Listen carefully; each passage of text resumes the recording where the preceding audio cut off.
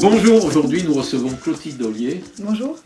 Donc je voudrais vous remercier de venir pour votre première grande interview de campagne dans la presse alternative et satirique. Voilà, donc Clotilde, 45 ans, 2 enfants, originaire de Grabels, Oui. famille de gauche, fonctionnaire, grand-père agriculteur à Bédarieux, Ah oui. culture bio aujourd'hui, étudiante engagée au niveau des mal logés. Ah oui, visiblement vous savez plein de choses. Infirmière aux urgences au millénaire depuis 20 ans, chargée de mission dans le handicap. Vous avez fait beaucoup dans l'associatif, donc voilà. Vous êtes arrivé à Murles grâce au massage cardiaque. Est-ce que vous pouvez m'expliquer? Oui, vous savez ça. En fait, je souhaitais fonder une famille. J'avais déjà mon fils et puis avec mon conjoint à l'époque, on voulait trouver un terrain pour avoir une maison, un petit bout de jardin. Et puis mon père, donc avec son vélo, est allé arpenter les villages pour trouver un endroit où on pourrait construire une maison. Et puis il est tombé sur un papy dans une vigne. C'est de ça que c'est ce que vous voulez que j'explique. Il est tombé sur un papy à Murles dans une vigne et il lui a dit mais voilà, je cherche un terrain pour ma fille, elle voudrait s'installer avec son mari, elle a un petit garçon. Et le papy lui a dit mais non, ici il n'y a rien, on n'a rien à vendre, on vend rien, personne ne vend rien, il n'y a pas de place. Et puis à force de discuter, mon père lui a dit mais vous savez, ma fille elle est infirmière à l'époque à la clinique La Valette, pour les Montpelliérains qui s'en souviennent derrière eux. Et donc mon père a dit elle travaille à La Valette. Et le papy lui a dit oula, mais moi le docteur Bonnet m'a sauvé la vie. Et là mon père a dit ah ben oui, effectivement, ma fille travaille avec le docteur Bonnet, ce qui était vrai. Et du coup, le papy a dit ah alors, il y aurait peut-être intérêt à vendre. C'est pour ça que c'est à cause de ça que vous avez... Et c'est comme ça que j'ai atterri à Murles, effectivement. Voilà. Ouais. Donc mère à 39 ans, Oui. inscrite à EELV, les Verts on va dire, parce que EELV c'est pas joli quand même. Oui. Inscrite chez les Verts en 2014, après quelques mois passés au PS. Et quand ils sont passés au CICE, le PS, ça vous a dégoûté, donc vous leur avez envoyé un courrier, vous leur avez dit je me casse. Alors pas dans ces termes-là parce que c'est pas mon style, mais je leur ai expliqué voilà, que ça allait à l'encontre de mes valeurs et que comme j'ai l'habitude d'avancer dans les valeurs fortes qui me portent depuis toujours, voilà, j'ai exprimé que voilà, c'était pas ce que je portais comme valeur et donc c'était pas possible. Bon, vous aimez la poterie, la sculpture, la course à pied, vous êtes inscrit au semi-marathon Paris. Oui, j'ai essayé de m'entraîner, mais là, c'est vrai que j'ai pas eu vraiment le temps de m'entraîner, mais il faut que je m'y mette. J'ai tout un tas de personnes qui sont derrière moi en me disant faut que tu cours, tu n'y arriveras jamais. Donc, faudrait que je m'y Vous avez fait le semi de Barcelone à quel moment? J'ai fait le semi de Barcelone en 2014. C'était parti d'une blague avec des amis. On courait un petit peu 5-10 minutes ensemble et puis elles m'ont dit allez viens on s'inscrit au semi de Barcelone. J'ai dit mais vous êtes folle. Elles ont dit si on y va, tu vas y arriver. Et puis on s'est inscrite, on a fini. On était je crois 25 à partir en groupe tous ensemble à Barcelone. On a passé le week-end. C'était juste très très bon moment, très beau souvenir. Donc vous aimez le jardinage, les boutures, greffer des arbres, la couture, oui. Qualité spontanée, hyperactive, proche des gens. On m'a dit vous ne vous laissez pas influencer. Oh non. Défaut, vous n'aimez pas cuisiner et je dirais aussi plutôt ambitieuse. Ah ben je crois pas. J'ai de l'ambition. C'est une qualité ou un défaut d'être ambitieuse? Ambitieuse, pour moi, c'est un défaut. C'est à titre personnel. Et enfin, en tout cas, pour moi, avec les valeurs que je porte, j'ai toujours porté des valeurs collectives. En fait, non, dans tout ce que j'ai fait. On peut être ambitieux avec des valeurs collectives. Alors, pour moi, c'est plus de l'ambition collective plutôt qu'ambitieuse. Ambitieuse, c'est plutôt une personne. C'est pour ça que je suis plutôt dans l'ambition de porter des valeurs collectives. À titre perso, non, j'ai jamais... Voilà, c'est pas dans mon caractère, en tout cas. Même donc, si voilà, je me retrouve aujourd'hui en tête de liste pour porter l'écologie sur Montpellier. Donc, on va présenter le 858 de la Glorieuse. Donc, vous avez de la chance, mais il y a 2 sujets qui vous concernent. Le premier sujet, c'est le CHU, urgence en souffrance. Depuis l'annonce de la nomination de nouveaux chefs de service et du départ de 7 médecins aux urgences du CHU, déjà que ça n'allait pas bien, ça va très mal. Alors, nous avons retrouvé la start-up aussi qui invente le goudron vert à Montpellier. Ensuite, nous faisons aussi un dossier là sur les municipales dans le 34. Les municipales sur leur 34, elles ne sont pas sur leur 31 à Montpellier. Dans l'Hérault, elles sont sur leur 34. Voilà. Donc Clotilde, est-ce que vous lisez régulièrement La Glorieuse? Je lis certains articles, oui. En entier non, mais je lis certains articles, oui. Vous avez lu le dernier numéro? Non, j'ai lu l'avant-dernier, parce qu'il y avait un article justement sur Languedoc Mutualité qui m'intéressait. D'accord. Alors, j'aimerais que vous m'expliquiez comment on peut devenir candidate à la mairie de Montpellier en ayant déclaré que à Murles, maire c'est trop dur en 2018. Alors c'est pas ce que j'ai déclaré. Vous n'avez pas déclaré maire c'est trop dur? Non, c'est pas ce que j'ai déclaré. J'étais en fait, vous voulez le fond de l'histoire?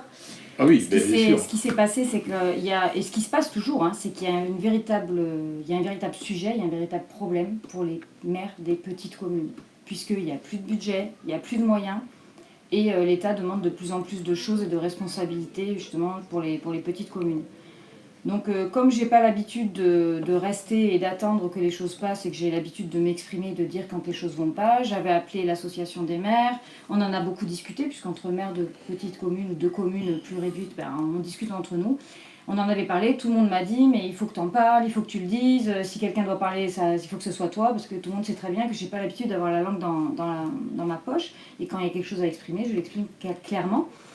Et de ce fait, on m'avait dit, va l'expliquer. Et donc, du coup, je me suis retrouvée à France Bleu Hérault pour exprimer ce que j'ai continué à dire et ce que je dirai encore longtemps, c'est qu'il y a un vrai souci en France, c'est les maires des communes rurales, des petites communes, puisqu'il n'y a pas d'aide.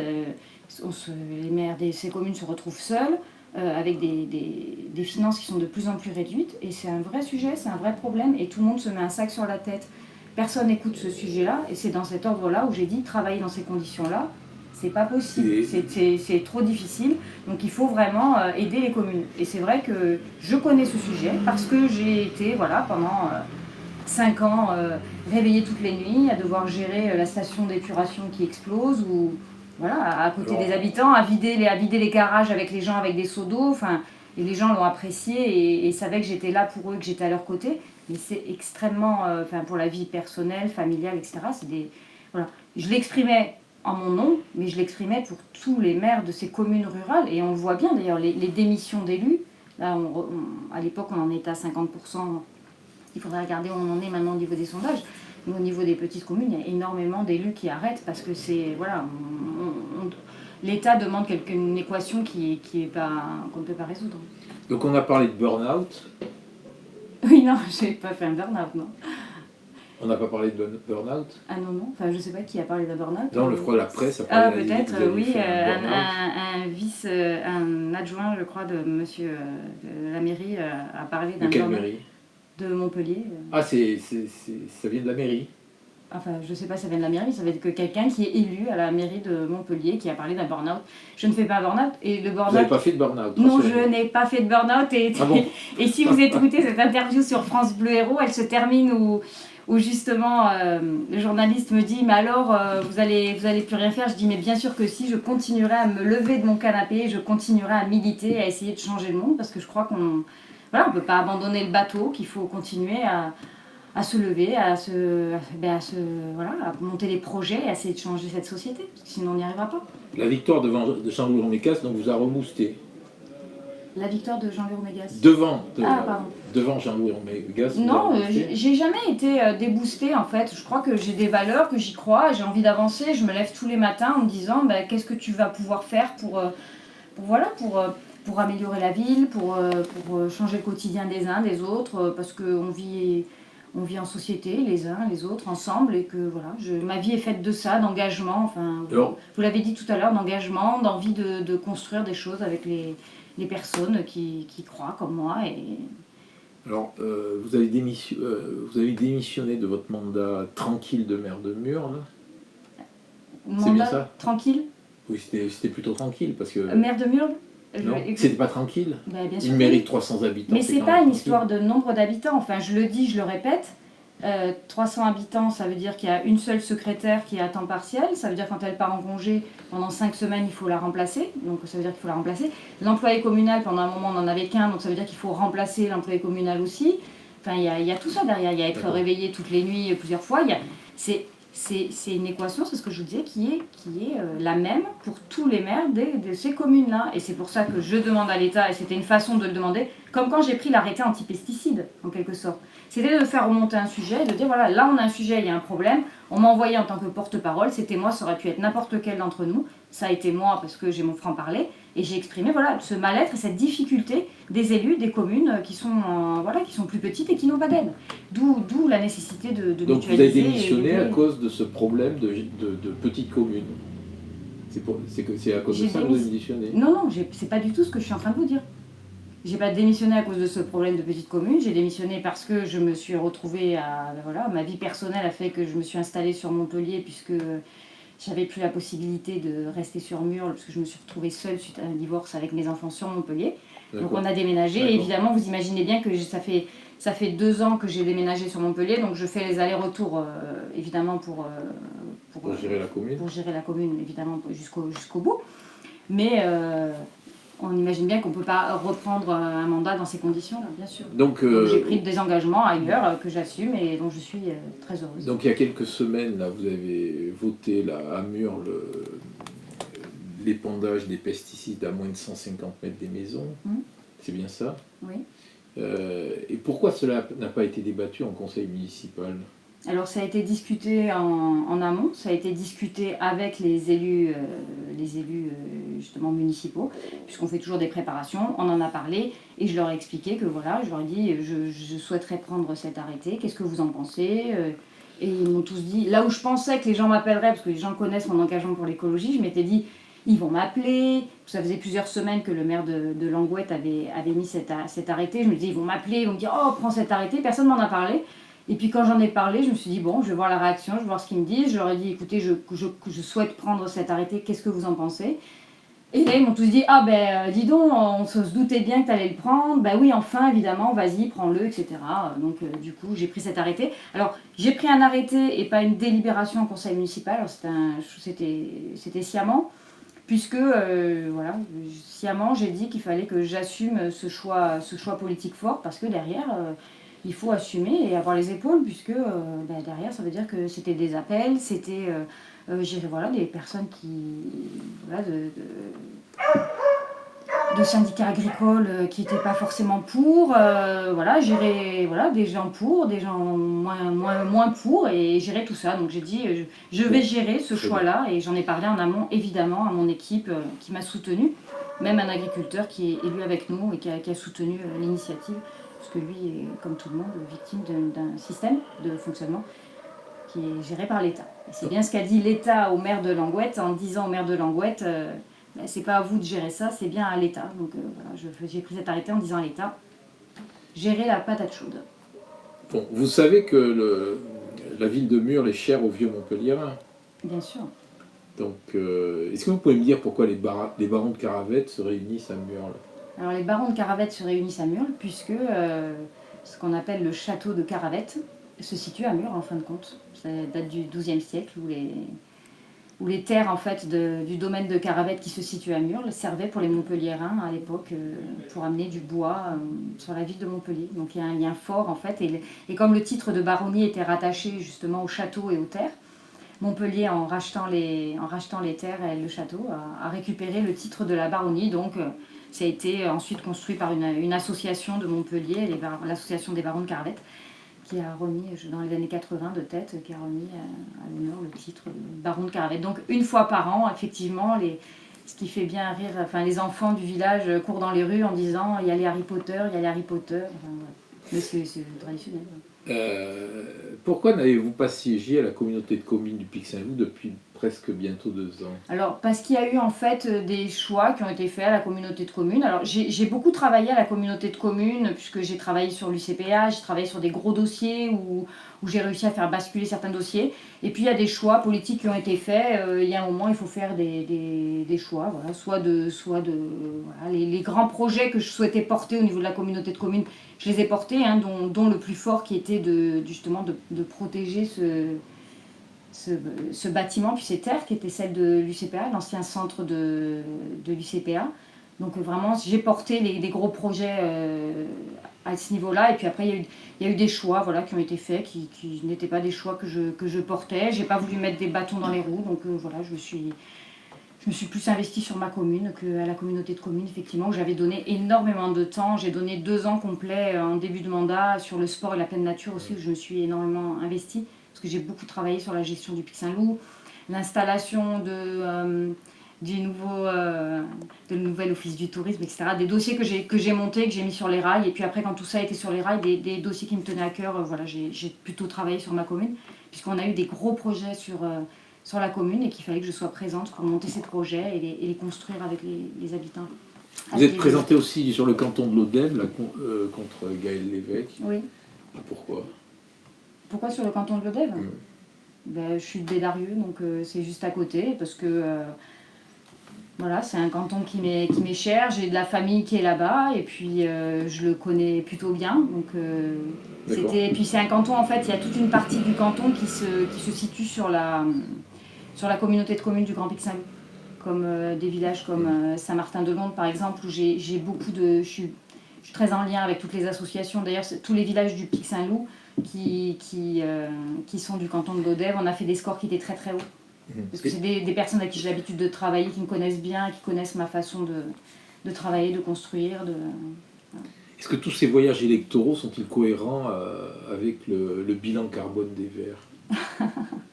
Ces voyages électoraux, écoutez, je n'ai pas beaucoup voyagé. C'est l'Odève, Murles où j'habitais, puis Montpellier d'où je suis originaire depuis bientôt presque 43 ans.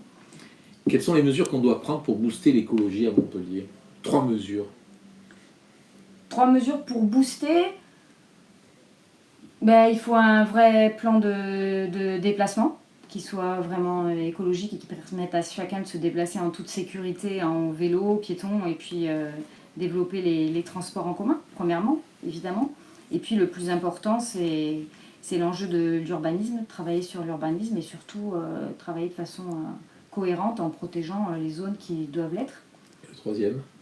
Le troisième, au niveau écologique, oui.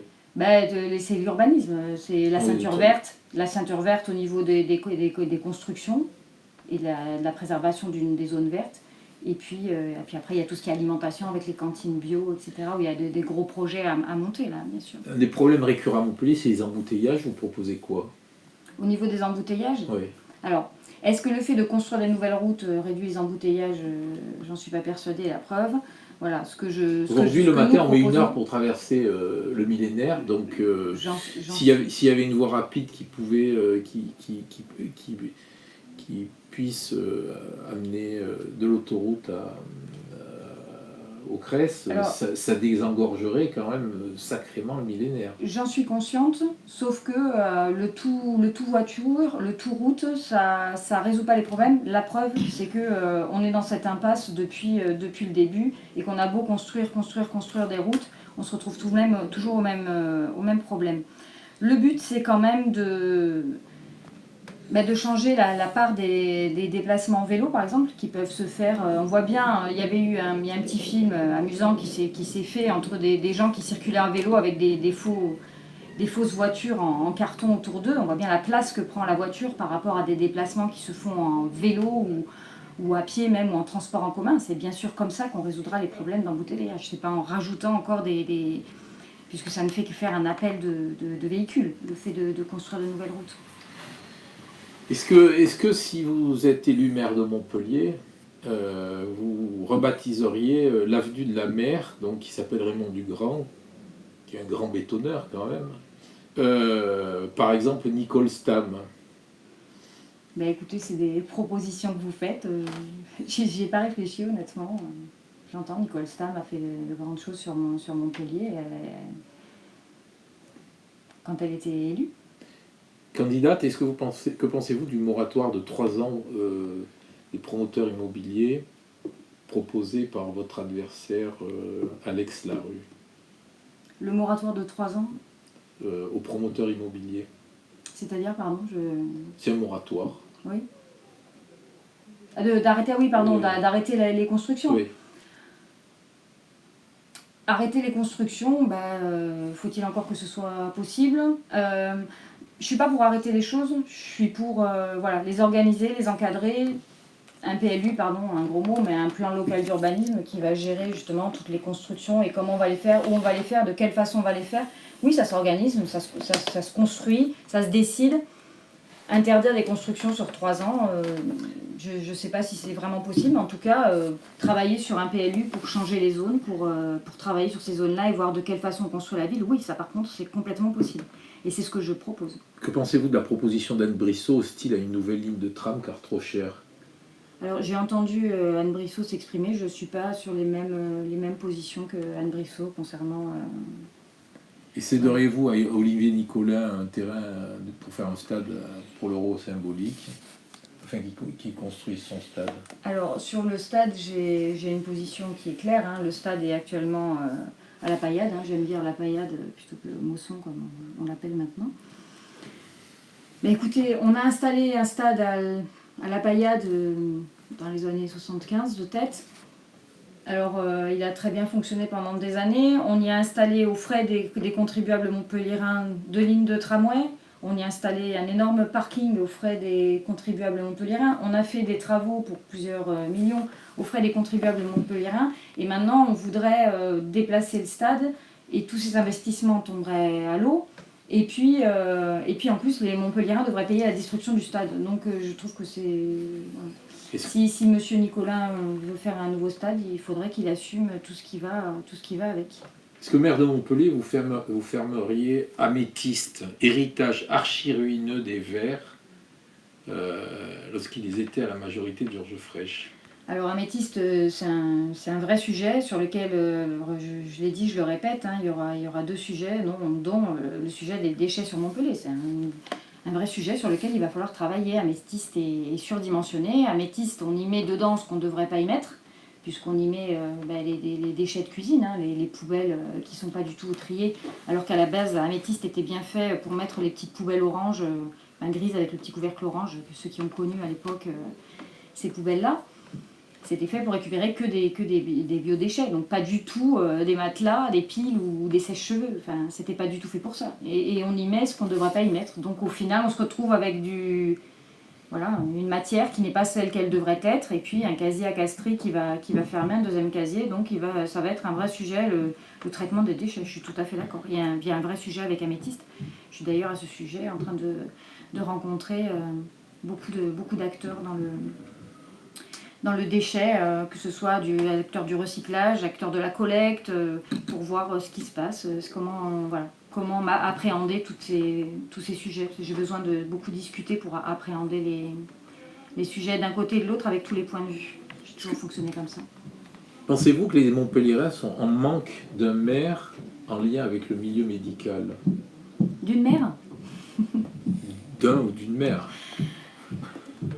Dans le milieu médical, écoutez, je ne sais pas, le milieu médical, je ne sais pas si ça a un rapport avec le fait d'être maire. En tout cas, qui sont en demande d'urgence écologique, j'ai envie de dire oui. Comment fonctionne le parti des Verts à Montpellier, le binôme avec Manu Reynaud? Écoutez, très bien. On le disait tout à l'heure, Manu a énormément d'humour, il connaît très très bien la politique locale, il a beaucoup agi pour dynamiser et faire vivre ce parti Europe Écologie Les Verts à Montpellier. Il y a eu beaucoup d'actions, il y a eu beaucoup de choses de faites, et vraiment c'est avec Coralie qui était venue vous voir il y a quelque temps, avec Christian Duprat, Bruno, Paterno. Il y a un vrai groupe dynamique qui construit des choses et c'est vraiment une chance pour l'écologie à Montpellier. Comment expliquez-vous que ce binôme Ollier-Reynaud ait finalement laissé la place à votre seul nom? Parce qu'en fait, il y a eu un accord de départ pour créer justement cette dynamique qu'on a souhaité avec des primaires ouvertes. Et l'accord de départ était de désigner, ces primaires étaient faites pour désigner la tête de liste Europe Écologie. Donc on a monté un binôme avec Manu, parce que j'aime travailler en équipe. Donc c'était une façon de montrer aussi qu'on était une équipe, qu'on était un groupe. Et puis, évidemment, vu que l'accord était sur la désignation d'une tête de liste, c'est bien pour ça que... Qu'est-ce qui a fait la différence? Qu'est-ce qui a fait la différence? Pourquoi ça n'a pas été lui? Manu? Oui. Parce qu'on en a discuté entre nous. Et puis il voulait pas? Il voulait pas? Ah, c'est pas qu'il voulait pas, c'est qu'on en a discuté entre nous. Vous vouliez plus?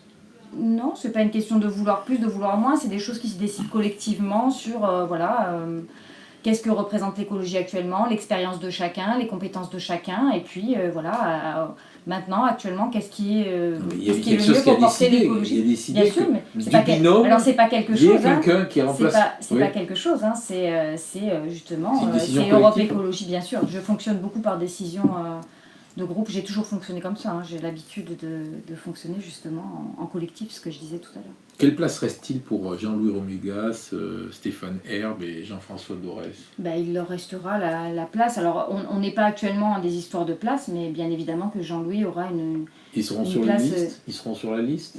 Jean-Louis aura une très bonne place sur la liste. Après les autres, je ne sais pas s'ils souhaitent y être ou pas, mais en tout cas, on n'en est pas encore à construire des places sur une liste. Je discute, j'ai rencontré Jean-Louis la semaine dernière. On est en train de voir ensemble sur de quelle façon il souhaiterait s'impliquer sur la liste, mais bien sûr que Jean-Louis, de par son expérience, de par tout ce qu'il a construit sur Montpellier, tout ce qu'il a fait, ses connaissances, évidemment, Jean-Louis évidemment sera sur cette liste. Pourquoi avoir communiqué rapidement là, avec Muriel Séguier alors que Michael Delafosse vous fait des appels du pied? Alors, Michael Delafosse vous fait des appels du pied. Alors, avec Muriel Séguier, alors moi je rencontre tous les mouvements, les associations, toutes les personnes qui souhaitent nous rencontrer pour discuter, pour échanger. J'en ai besoin, c'est nécessaire à la construction.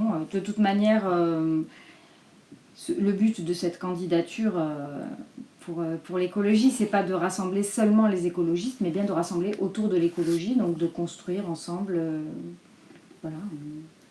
avec sans histoire de parti, mais construire ensemble un beau programme autour de l'écologie. Qu'est-ce qui différencie un militant PS d'un militant vert, sachant que beaucoup, comme vous deux par exemple, ont fait les deux? Qu'est-ce qui différencie? Mais je pense que l'écologie, elle est portée par les écologistes et de façon beaucoup plus claire, beaucoup plus. Et puis c'est surtout un point central qui sera le point central. C'est pas quelque chose à la périphérie ou en plus. C'est vraiment le but, c'est de construire un programme autour de l'écologie, avec d'un côté le social et puis de l'autre côté l'économie locale. Donc vraiment de construire vraiment autour de l'écologie et l'écologie n'est pas quelque chose autour ce qui peut être le cas pour d'autres partis qui font aussi de l'écologie, mais nous c'est de construire autour de l'écologie. Au centre de l'écologie. L'écologie au centre. On voit bien, évidemment, les urgences climatiques. Je vais pas vous l'expliquer à vous. On a pris 45 degrés cet été, on a vu ce que faisait 45 degrés sur le corps humain, sur les plantes, on a bien ressenti, on a bien compris qu'on ne pourrait pas continuer comme ça, qu'il fallait prendre des vraies décisions, des vrais choix. Et c'est dans ce cadre-là que ma candidature a été portée. En 2020, la différence des 30 dernières années, c'est le PS qui risque d'avoir besoin des Verts. Vous en avez conscience? J'en ai conscience, en tous les cas, c'est ce que les premiers sondages remontent. Après, c'est que des sondages. Comment allez-vous gérer cette inversion des rôles? J'ai pas de soucis avec l'inversion des rôles, je discute avec tout le monde, j'ai pas de... Voilà, le but c'est de construire un programme autour de l'écologie, de rassembler autour de l'écologie sans une histoire de parti, autre chose. Toutes les personnes qui seront portées par l'écologie et qui auront envie de mettre l'écologie au centre, de changer la ville par l'écologie, seront les bienvenus pour qu'on travaille ensemble. Que pensez-vous du début de campagne de Moed Altrad? Écoutez, c'est son choix, c'est sa campagne. Chacun a le droit de mener sa campagne comme il le souhaite. J'ai pas de... Voilà, Enfin, j'ai pas d'avis forcément sur les autres candidats qui montent une campagne, qui ont leurs opinions. Heureusement qu'on n'a pas tous les mêmes. Sinon, on serait plus dans un pays démocratique. Chacun avance sa façon de travailler, de procéder et de construire sa campagne. La ligne rouge, c'est Sorel ou le Rassemblement national? Mais c'est pas une histoire de ligne rouge, c'est une histoire, comme je vous disais, c'est de se rassembler autour de l'écologie, d'avoir de vraies convictions qui mettent l'écologie en avant. Les partis qui ne mettent pas l'écologie en avant, vraiment une véritable écologie forte, une écologie en grand, qui soit capable de transformer cette ville, pour qu'on dise dans quelques années, regarde à Montpellier ce qui se passe, ils ont réussi à le faire, donc si à Montpellier on a réussi à le faire, on peut le faire ailleurs, on peut construire une vie vivre autrement avec l'écologie. Donc c'est pas vraiment une histoire de ligne rouge, c'est une histoire de conviction, de faire les choses en grand. Donc il n'y a pas de ligne rouge? C'est pas une histoire de ligne rouge, c'est une histoire d'avoir des convictions sur l'écologie et de les mener à bout, sans faire comment on appelle, le greenwashing, ou vraiment de faire les choses jusqu'au bout, concrètement. On va terminer par la question chapeau. Ah, il y en a deux. Les questions chapeau. Alors, chapeau, je la lis? Oui, s'il vous plaît. Alors, verte des villes, est-ce plus facile que verte des champs? Eh bien, je crois que rien n'est facile. Et je crois que quand on a des convictions et qu'on veut aller au bout, que ce soit dans les champs ou que ce soit en ville, que ce soit à n'importe quel endroit dans la société, quand on a des convictions et qu'on ne veut pas lâcher, qu'on veut aller au bout des choses auxquelles on croit et qu'on veut porter, c'est jamais facile. Mais en fait, il y a plus besoin d'écologie à Montpellier que dans les Cévennes ou en Lozère. J'en suis pas persuadée. Quand on appréhende les dossiers qu'il y a ailleurs, on sait bien qu'il y a besoin d'écologie partout. C'est plus facile de faire de l'écologie dans les métropoles que dans les campagnes.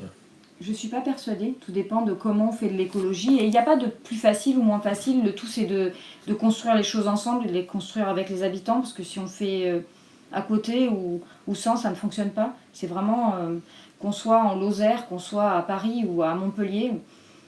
Il faut construire ensemble et construire un projet et changer la ville par l'écologie. Mais c'est jamais facile. Si c'était facile, ça aurait été fait depuis bien longtemps, on le sait bien. Non, c'est pas facile. C'est pour ça qu'il faut en avoir envie, et puis les convictions, et puis les épaules, et puis l'expérience pour porter ce type de projet. Très bien, je vous remercie. Merci.